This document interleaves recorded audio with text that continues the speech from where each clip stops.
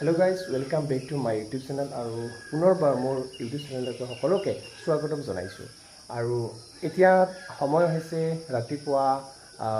4:30 বাজিছে আৰু এই 4:30 বজাত আচলতে মই ক'ত আহিছোঁ আৰু কিয় আহিছোঁ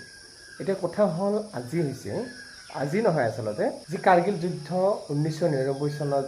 সংঘটিত হৈছিল কাৰ্গিল যুদ্ধ আৰম্ভ হৈছিল সেই কাৰ্গিল যুদ্ধতে আমাৰ ঘৰৰে অৰ্থাৎ মোৰ দাদা শহীদ উদ্ধৱ দাস আৰু উদ্ধৱ দাসৰ 25 সংখ্যক আচলতে শহীদ দিৱস উদযাপন কৰা হৈছে আৰু সেই হেতুকে মোৰ পিছত যি থিয় হৈ আছে আচলতে এটা মূৰ্তি আৰু এইটো হৈছে শহীদ উদ্ধৱ দাসৰ মূৰ্তি আৰু সেই মূৰ্তিটো অকণমান কালাৰ কৰি কিনে অকণমান ভাল কৰিবলৈ অৰ্থাৎ দেখাত শুৱনি কৰিবলৈ মই ৰাতিপুৱা উঠি আহিছোঁ আৰু সেইকাৰণে মই ইয়াত উপস্থিত হৈছোঁ আৰু শেষলৈকে চাই থাকিব এই যি 25 সংখ্যক আচলতে শহীদ দিৱস এই শহীদ দিৱস আচলতে 24 জুন তাৰিখে পালন কৰা হ'ব আৰু সেয়েহে প্ৰস্তুতি একেবাৰে তুংগত গতিকে বিভিন্ন ধৰণৰ কাৰ্যসূচী আছে সকলোবোৰ আপোনালোকক দেখুৱাইছোঁ চাই থাকিব আৰু এয়া হৈছে 1999 চনতে আচলতে শহীদ হৈছিল উদ্ধৱ দাস এতিয়া কাম চলি আছে কমপ্লিট হোৱা নাই যেতিয়া কমপ্লিট হ'ব সকলোবোৰ আপোনালোকক দেখুৱাই দিম আৰু ইয়াতে আচলতে লিখা আছে যে কাৰ্গিল ৰণাংগনৰ বীৰ শহীদ উদ্ধৱ দাস গতিকে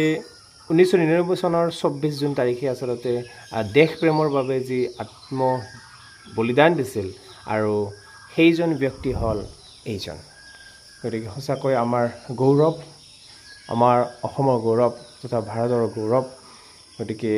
এয়া হৈছে শহীদ উদ্ধৱ দাস আৰু কমপ্লিট হোৱা নাই পিছত দেখুৱাই আছোঁ কমপ্লিট হোৱাৰ পিছত আৰু বডি কালাৰ যিহেতু বনাব লাগিব স্কিন কালাৰ কেনেদৰে স্কিন কালাৰ বনাব লাগিব এইটো মই বুজাই দি আছোঁ আৰু প্ৰথমতে ল'ব লাগিব আমি কেইটামান ৰং ল'ব লাগিব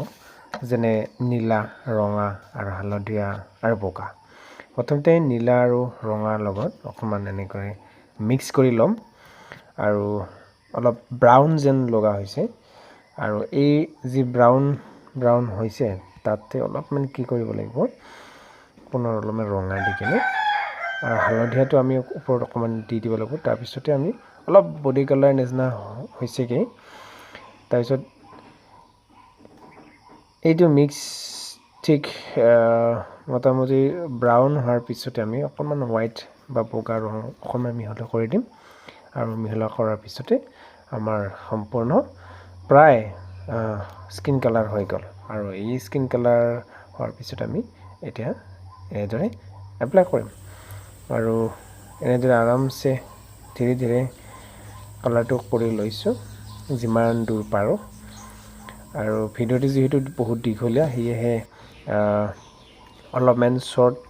কৰিছোঁ আৰু ইয়াত আমি সাধাৰণতে ব্ৰাউনে দিছোঁ সম্পূৰ্ণ ব্ৰাউন আগতে দি লৈছোঁ গতিকে চাওক কি সুন্দৰ লগা হৈছে আৰু গোটেইখিনি যি আগতে বডি কালাৰটো বনাই লৈছোঁ আচলতে স্কিন কালাৰটো যি বনাইছোঁ সেই স্কিন কালাৰটো এনেদৰে প্ৰথমতে এপ্লাই কৰিছোঁ গতিকে তেতিয়া অলপমান ব্ৰাইটনেছটো বেছি ভাল হ'ব আৰু বিশেষকৈ কালাৰখিনি মিক্স কৰি লোৱাতে অকণমান সময় লাগে বাকী এপ্লাই কৰাতে ইমান এটা সময় নালাগে বাৰু তথাপিও যিমান দূৰ পাৰোঁ মই অলপমান শ্বৰ্টকৈ দেখুৱাবলৈ চেষ্টা কৰিছোঁ আৰু এনেদৰে আমি মুখমণ্ডলত স্কিন কালাৰটো ব্যৱহাৰ কৰি আছোঁ আৰু শেষত এনেদৰে হৈ গ'ল আৰু সদুশেষত যি ওপৰত টুপি এটা পিন্ধা হৈছে এই টুপিত নীলা কালাৰ ব্যৱহাৰ কৰা হৈছে আৰু নীলা কালাৰটো প্ৰায় 2-3বাৰ দিয়া হৈছে তাৰপিছতে আমাৰ ফিনিচিঙত আহিছে যিটো দূৰৰ পৰা বস্তুটো দেখাটো অলপ ভাল দেখা পালে ভাল হয় সেয়েহে মই কি কৰিছোঁ গোটেইখিনি সুন্দৰকৈ পুনৰবাৰ লগাই দিছোঁ গতিকে এয়া হৈছে 1999 চনৰ 24 জুনতেই শ্বহীদ হোৱা উদ্ধৱ দাস ভিডিঅ'টো চাই ভাল পালে লাইক কমেণ্ট শ্বেয়াৰ কৰিব